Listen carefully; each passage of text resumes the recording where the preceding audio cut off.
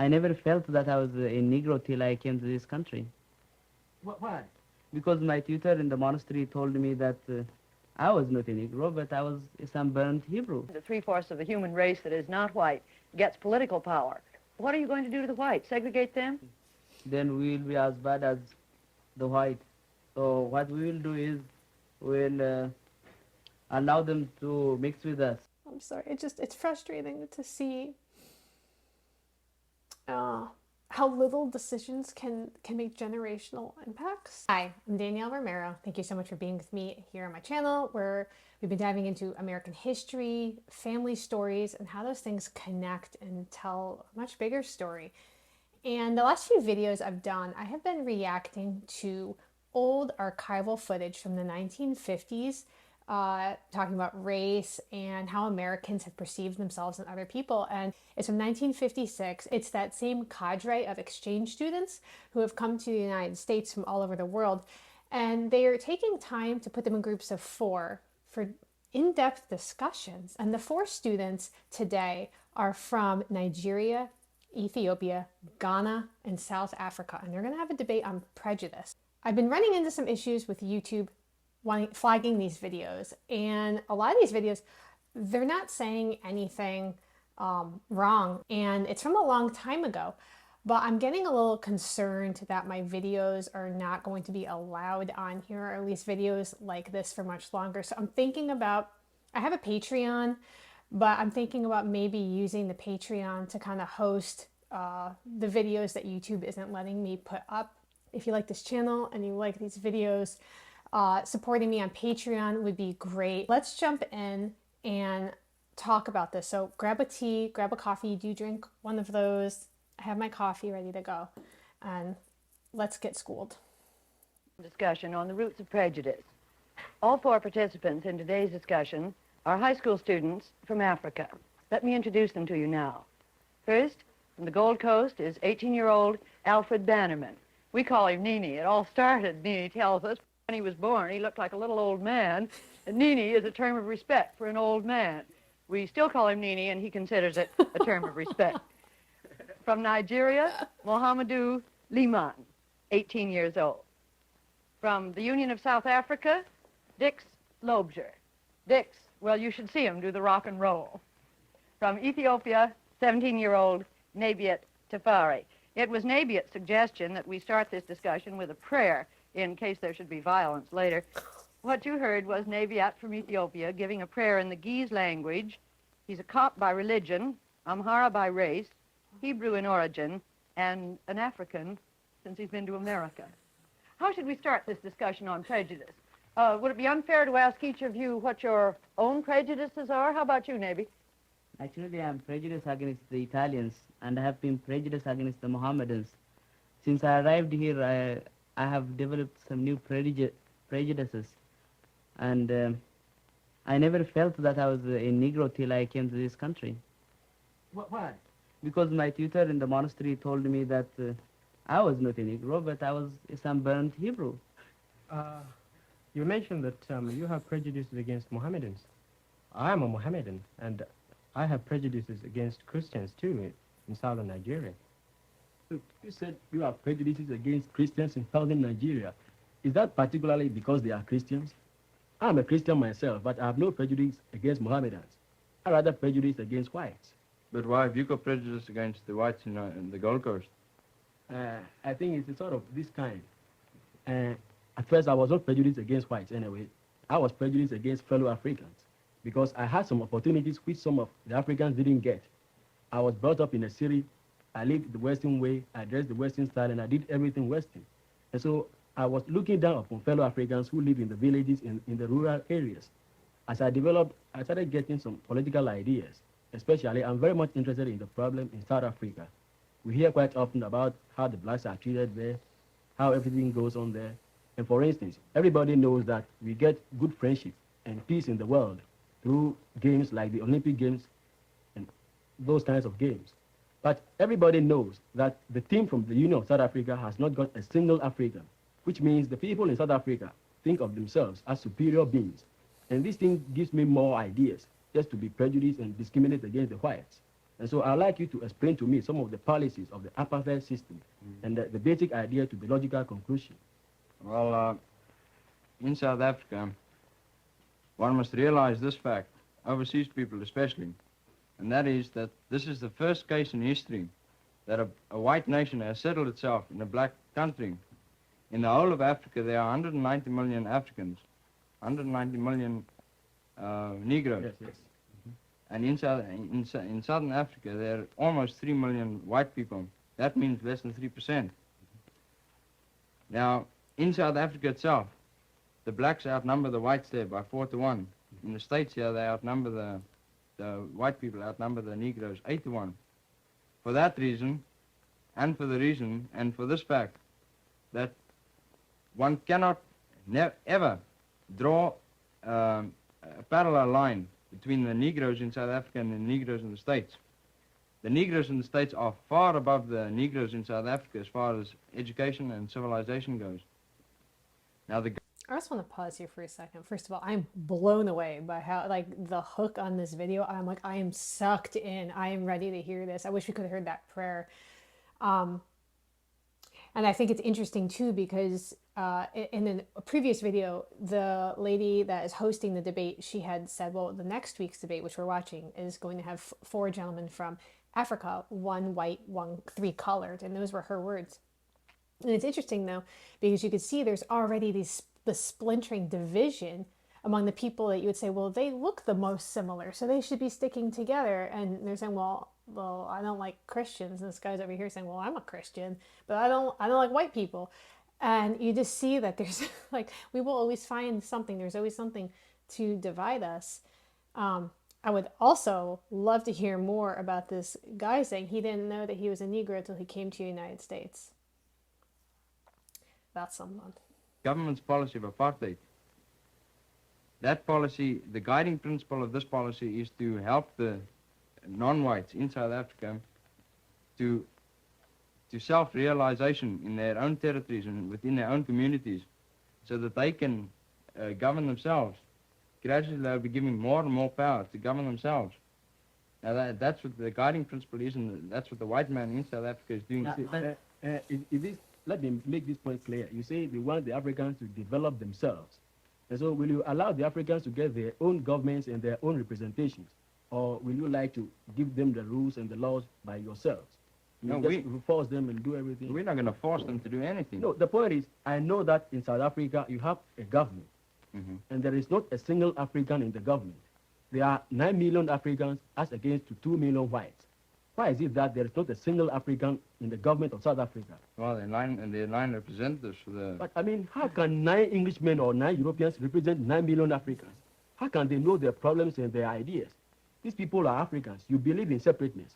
The Africans separate and the whites separate.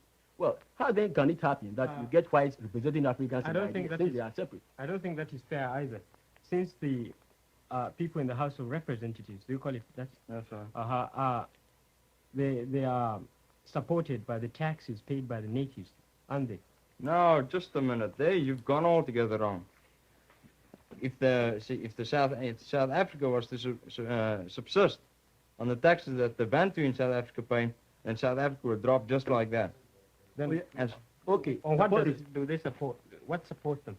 What? The House of Representatives, or the people in the government, the officials. That's the 2.5 million white people that are supporting themselves and the overwhelming black population, 12 million black people. It's those 2.5 million to 3 million white people that are supporting the lot. Could you just explain how they are able to support themselves and how they are able to support? You mean the white people? Yeah, and how they are able to conduct this development without the assistance of the natives? Because they've got the Western idea working, and they've developed that country. Oh, I see. They've developed that country through the Africans working. I know that the whites in South Africa went down there because of wealth. It was through the gold rush and all those things that happened that, I mean, we got white men in South Africa.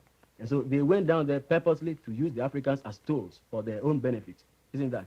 When the white men went down there, they never even knew a black man existed down there.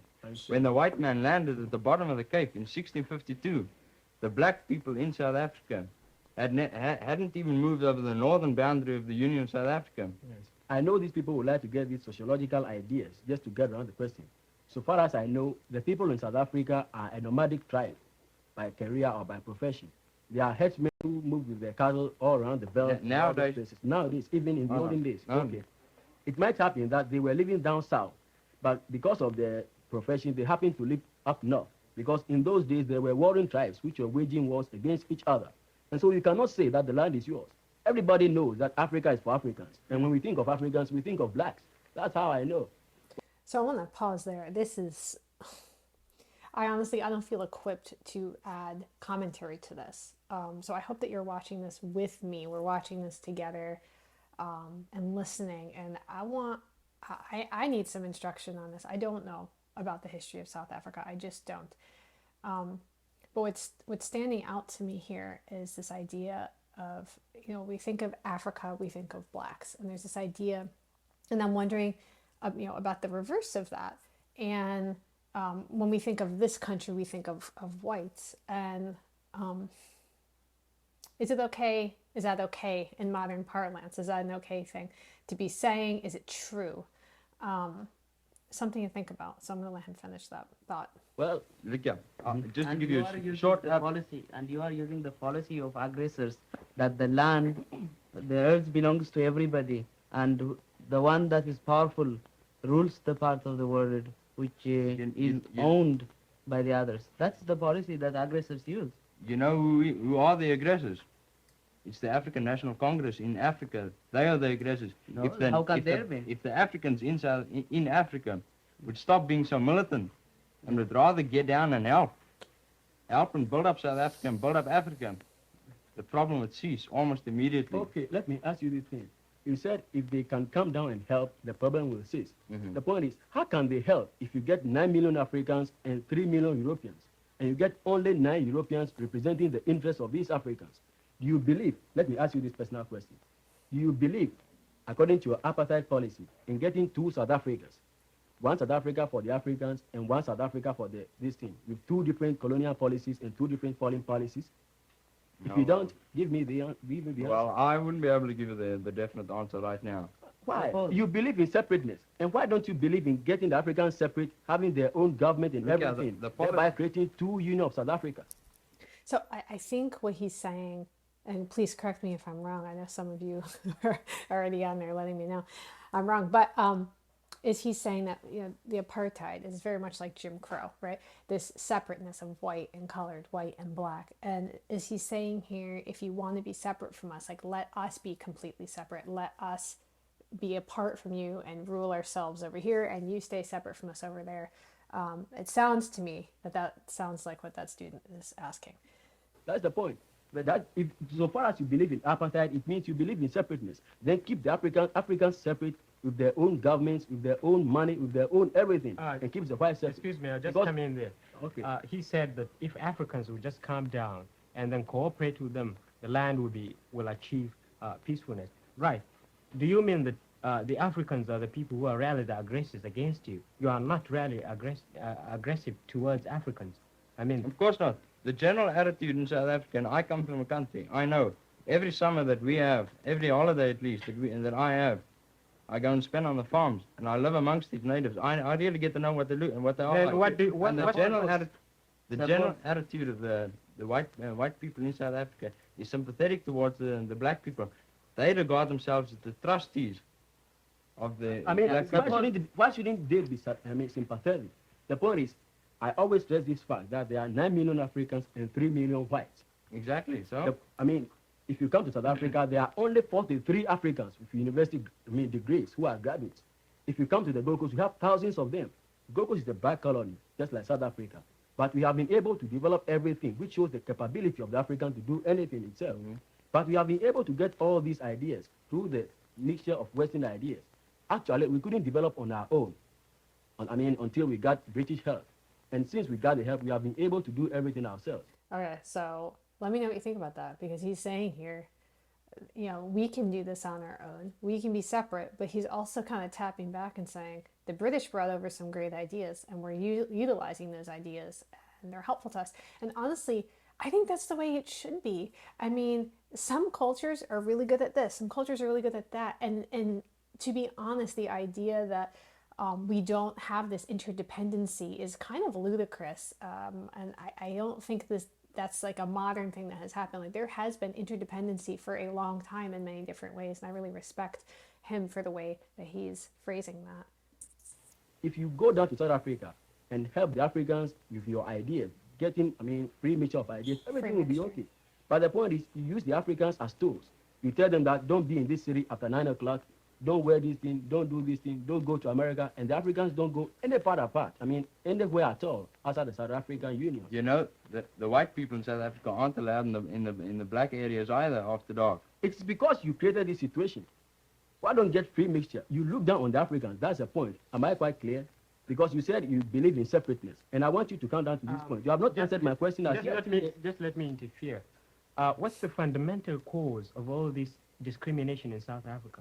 The one fundamental cause. Firstly, because the Bantu in South Africa is not as educated and as highly civilized. And therefore? Yes. And therefore we've got to live with them together in that land. Remember that. Mm-hmm. You people want us to give them equal franchise rights. We give them equal franchise rights within hardly any time whatsoever. The white man in South Africa will have absolutely no say in anything. But you have been in this case, you don't have any choice.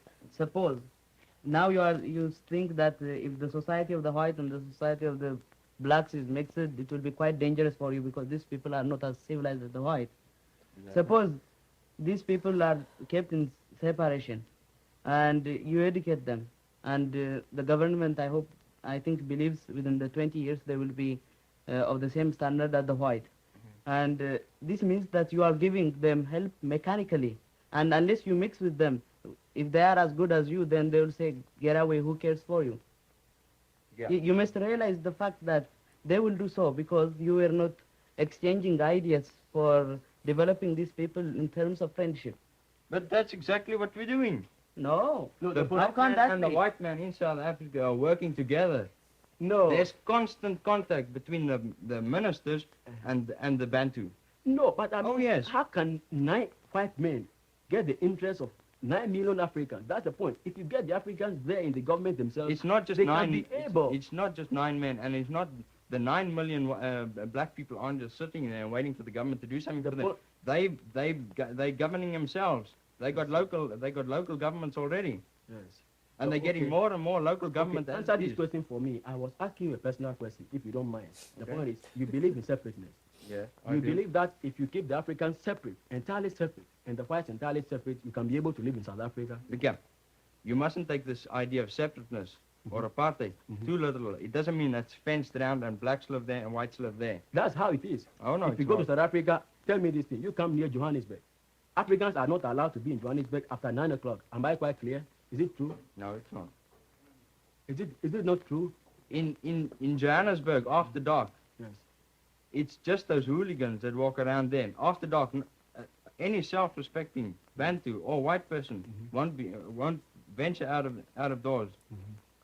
Okay. Come to this point. If you go to the railway station, are not the same as you think of them. There may be the minority. I've been in contact with them all the time since I've grown up. I know what they're like. But I'm not. So I don't know a lot about South Africa. This is what I said before, but I do know a lot from what I've studied about segregation here in the United States, Jim Crow, and I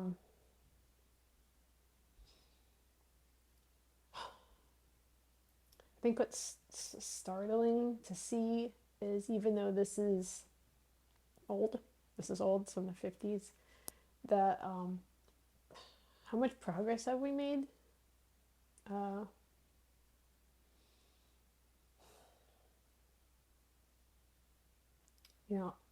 I've said this many times, but I'm a mom, and I'm really thankful that I get to do this so I can stay home with the kids and not have to get a good job teaching. But as a mom, I think every parent really wants the world to be better for their kids than the way we found it. And I don't know, I guess I just expected that maybe that just kind of happens on its own. And I'm realizing, like, it does not happen on its own. Like, we have to be giving everything we've got every day to modeling how to love each other and how to treat each other with kindness and respect. And I don't know, I'm feeling just a little bit down right now just watching this this one. How far does the not government necessarily. make use of those who are educated, for example? They going back to help educate and uplift their people. No, they are not going back. They are. The point is, you try to educate these Africans to go back and help their people. Exactly. That is where I tell you that there are only 43 Africans with university degrees. How can these 43 Africans go back with their Western ways and Western everything to this African society and help the people? The people will not understand them because you are turning back to primitivism in South Africa. And so when these people go down to the Africans don't, I mean, as it were, Look I at mean, get you're them always, nicely. you're always talking about you can't learn to swim unless you get into the water. Yeah. Well, you can't start educating them unless you send those that are educated No, back you to ought their... to start educating them. I mean, for the 300 years that South Africa has existed, we have been in the Gold Coast with Western contact for only 100 years. But if you come to the Gold Coast now, we are able to do everything ourselves. We are, I mean, at present, I'm sitting Look at, equally with you you. can't. It's absolutely unrealistic and stupid Yes. to compare South Africa with the Gold Coast. Yes. There's absolutely no comparison No, whatsoever. but basically Just we are a all minute, Africans. Just let me finish. Oh, no. Go on. In South Africa, Thank goodness that guy prayed beforehand. Can you imagine? at least in the Gold Coast, there has never been enough white men there to constitute a nationhood. Yeah. If the Gold Coasters at any time wanted to drive him out, and they drove him out, those white men have got England for their homeland. We in Only South thing I Africa know- have the only haven't thing I got know our is, homeland. according to the partition of Africa and the scramble for Africa in 1884, all the white men came to Africa and they settled at the places which suit them best, according to health. If you go to South Africa, the climate is Mediterranean in certain places, so you see white men there. If you go to East Africa, it is tropical, but because of the highlands, I mean, it's relatively cooler, and so you see white men there. That's why you get the mama in East Africa. In the Gold Coast, it is jungle, mosquitoes and everything, and so the white men don't like to live in the Gold Coast. That's natural. And Nini, and excuse me, Nebiat, and Dix, I want to ask you this. Dix just said that there weren't enough white men in the Gold Coast. Would your point of view be that believing in separateness, you've kept yourself so separated from the white men in the Gold Coast that maybe your standard of living has... No, ma'am. We were just keeping, I mean, side by side with them. I tell you at first that if you come to the Gold Coast, through the contact with the whites, we have been able to develop. We can never develop on our own. That's the point. But we got Western ways and Western ideas and Western health. That's why we are, I mean, as equal to the whites now. I suppose it's a different case with countries on West Africa. You see, we in West Africa, we were brought under the British rule, but you can't compare that with the South Africa, because the white went there to live and not to bring these people to a higher standard of living and to educate them and bring and allow them to realize the full significance of But civilization. the Africans, they are the citizens. If they are citizens, why deny them these rights? We're not denying them the rights. Let me ask Mohamedou another question. You said at the beginning that you were Mohammedan, that Nini was Christian, that you had some prejudices against Christians. Yeah. Let me ask you a fairly frank question. Do you have any sense that Nini from the Gold Coast is less purely African than you are? Yeah, I often feel that. Why? You see, we in Nigeria, and now part of Nigeria, northern Nigeria, we often feel that Africa is for Muslims, not for Christians. It's meant for Muslims. And our social life is entirely different from the Western ways. We are totally... Okay, just want to preface it before I say anything else. I've said this before, but I am a Christian.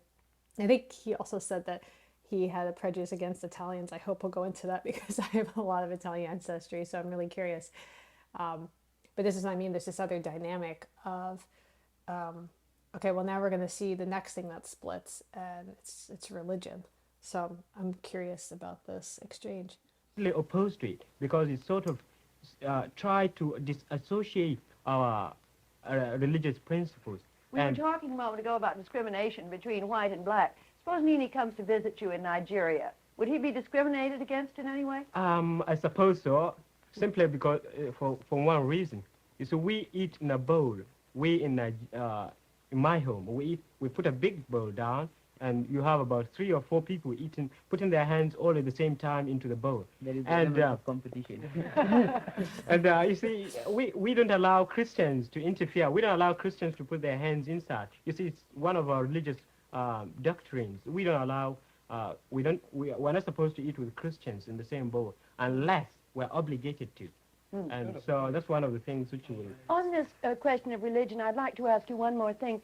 I've heard it said recently that Islam is gaining rapidly in Africa and Christian influence is declining. Is that true? I wouldn't say definitely it is not true, but to some extent it is. You see, there are two sides to it.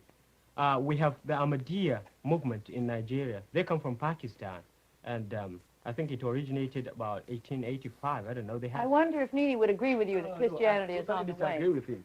The point is, Muslim teaches purely African, principles. That's the case. They had the Mohammedan influence in Africa, around about West Africa, in about 1,000 years ago. About some few centuries ago. But Christianity came down in Africa about 200 years ago. And through Christian influence, we are able to adopt Western ways of life and Western everything. And so more people like to adopt Christianity, whereby they try to become Western. Because most of the missionaries who come down there are Americans or Englishmen. And people like to follow the style because of singing and everything, because African likes music. So you wouldn't say a person joins a religion simply because he finds it very easy or because he finds that he can conform his social customs to it. No. You follow it because you understand that it is a true religion and your spiritual understandings agree with it. No, what I'm trying to say is, I'm not saying that Western ideas are best to the African. I believe in African getting everything African. But the point is, we know and everybody knows that if you get some things African, they are sometimes bad. So I believe in getting Western ideas. And through Christianity, we are able to teach the people decent ways of life and different everything. For instance, Mohammedans will not eat with a Christian, which is bad. It doesn't bring peace to the world. But through Christianity, we are able to teach pure love and love for everything. But so more Africans like haven't you heard me? I said, conception of Christianity. There are Orthodox Christians who don't allow to mix with Mohammedans.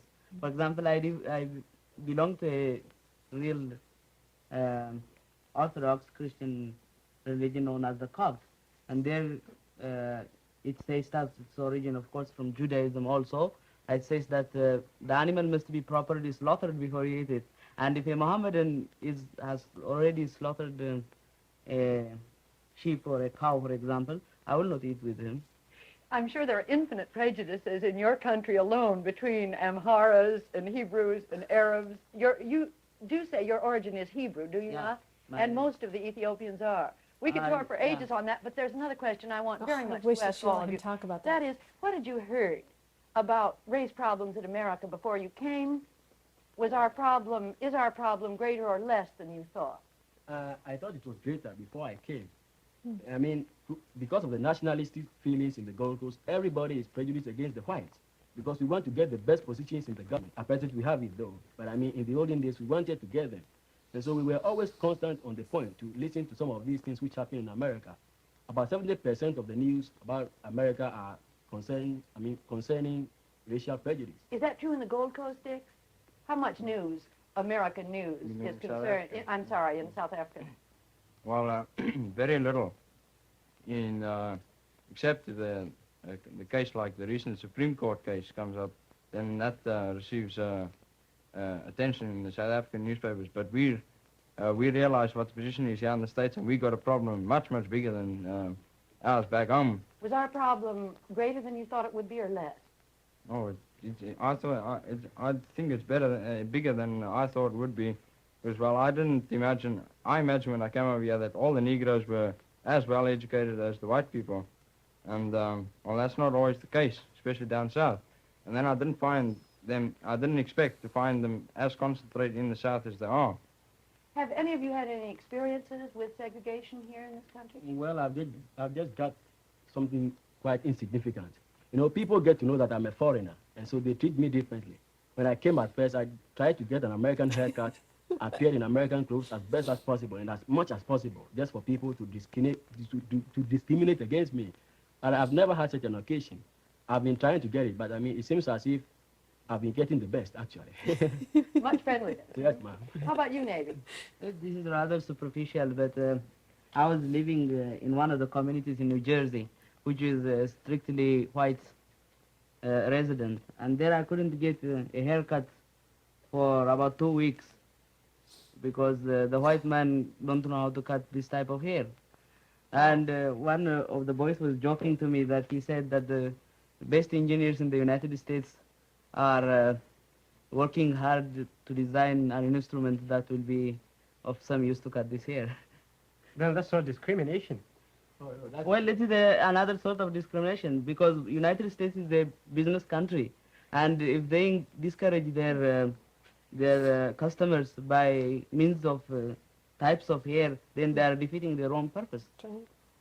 I found So I just want to stop. The hair thing is like such a sensitive topic for me. I have my hair relaxed, and I may pop a picture up of my natural hair on here. I don't know. I actually, my husband had sent me a picture from when we were dating because my hair, I had just done like a big chop and was wearing it kind of relaxed. Not relaxed, I mean natural. And I showed it to my daughters, and first of all, the kids, well, my daughters and my son, they were shocked by it, and they were really upset with me that I don't wear it that way. But you know, my hair is, you know, not anywhere near his level of curliness. But what I have to say is that hair is like an issue. Hair is an issue, and it's just really interesting because all cultures have can have very curly hair, and it is interesting. And obviously, there's different levels of that, but hair's a thing. Hair's a thing, and I've definitely I experience people's reactions to me have changed depending on how I do my hair. During COVID, or right before COVID, I had it blonde for the first time in my life, blonde and relaxed. And I felt like a totally different person. It's kind of weird because I kind of liked it, but I also felt like I needed to let everyone know, like, this isn't really who I am.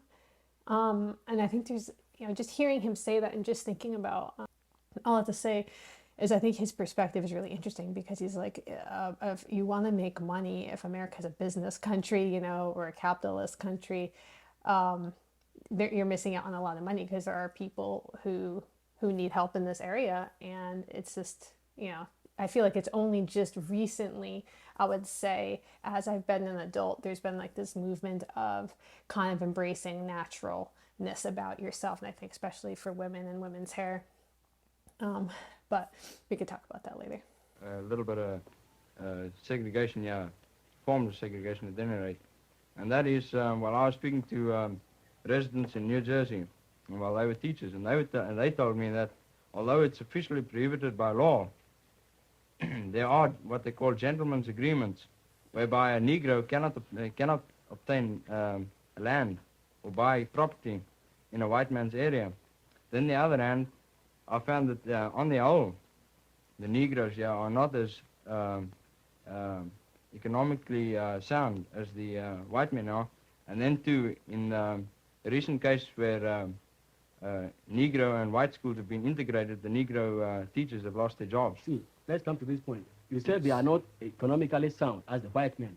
The point is, in America, for instance, if you get much education, you get better pay, better job. If you deny the Negro opportunities to go to college, how do you expect them to get better qualifications, to occupy the better jobs, and get better pay for the houses? I'm now getting some of these facts from the papers. I every day read about the problem. So the subtitles were off on here, but he's saying, like, if they can't go to school and they can't go to a good school, then you can't go to a good school, then you're not educated enough to get good pay. And you can't buy a house if you don't have good pay.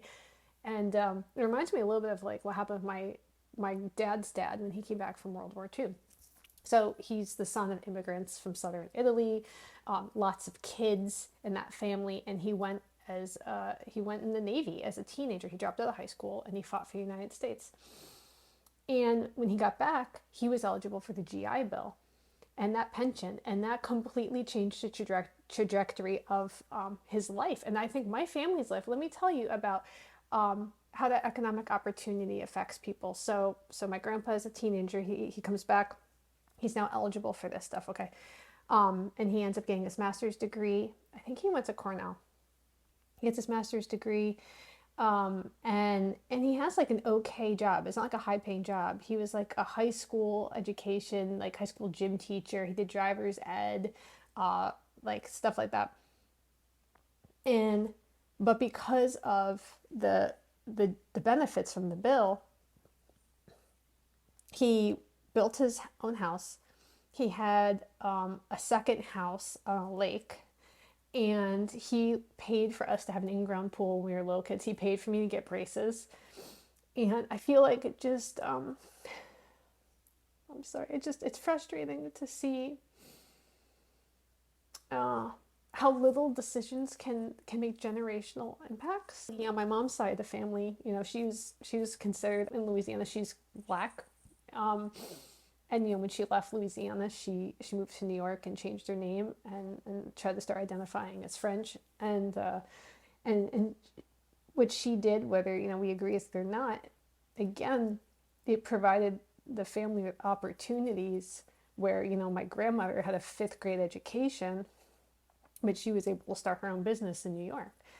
And my mom graduated from college, and then she went on and got more education.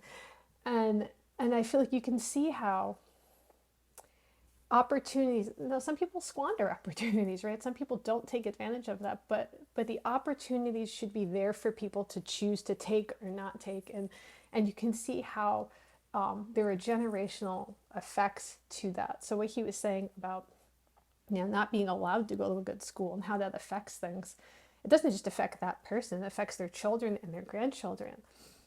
And it's frustrating. Which is happening down in Alabama. And I see quite a lot of those things. Those are some of the experiences of segregation that I have seen in America now. Obviously, I can take back some of these ideas with me, but they are just insignificant. Who told I said at first, I've met with friendliness in America, but in certain aspects too, I see some of these things, you see. That's the point. Think of the education first. I believe in education. Do you know something? In South Africa, last year we spent $42 million on educating the Bantu there, and 3/4 of that was paid by the white people. 40% of the Bantu school children are going to school, and the literacy rate in the Union of South Africa now amongst the Bantu is 27.7, and within the next 20 years it'll be 100% literacy. Why is it that? Yeah. Why is it that, Really that we have not got a delegate who is African for the whole year that we have been operating this forum?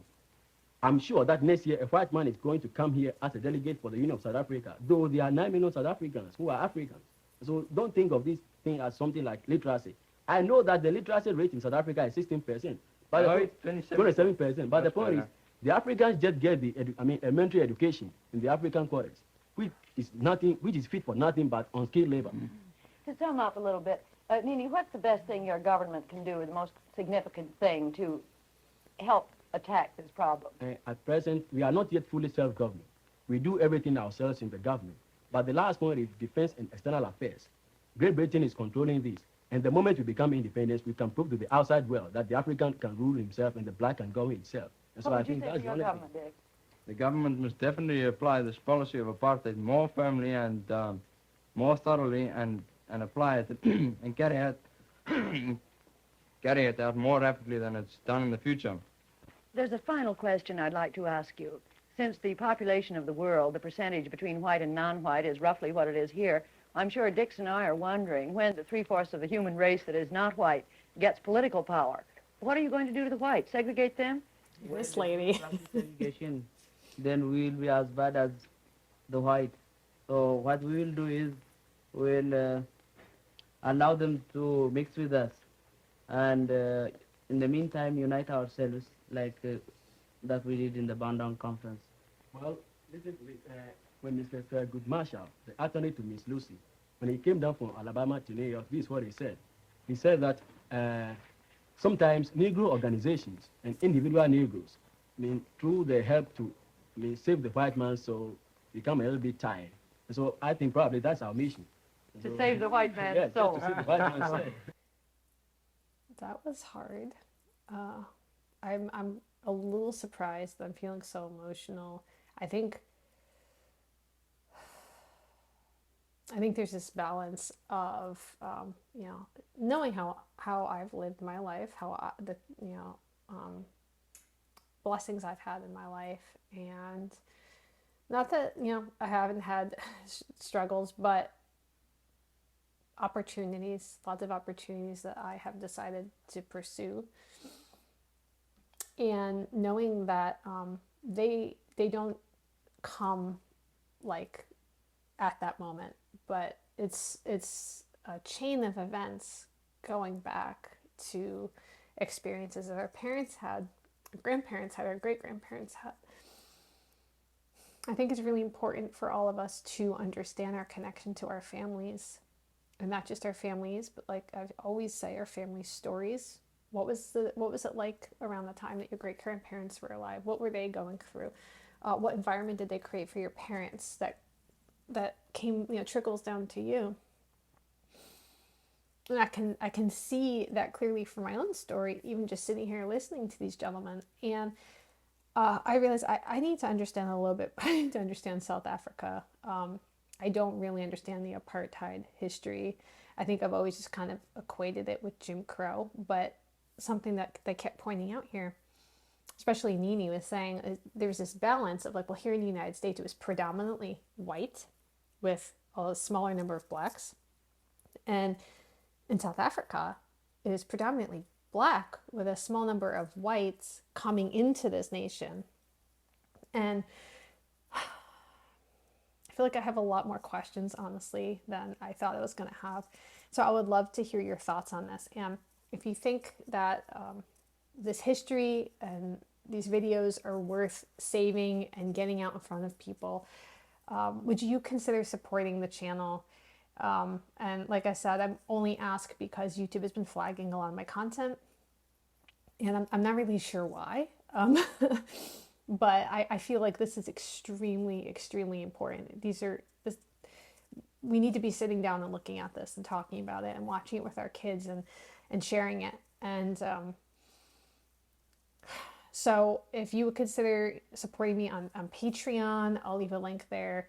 That would probably be the most helpful, because being a YouTube, joining the YouTube channel as a member is great until YouTube decides to kick me off the platform for who knows what.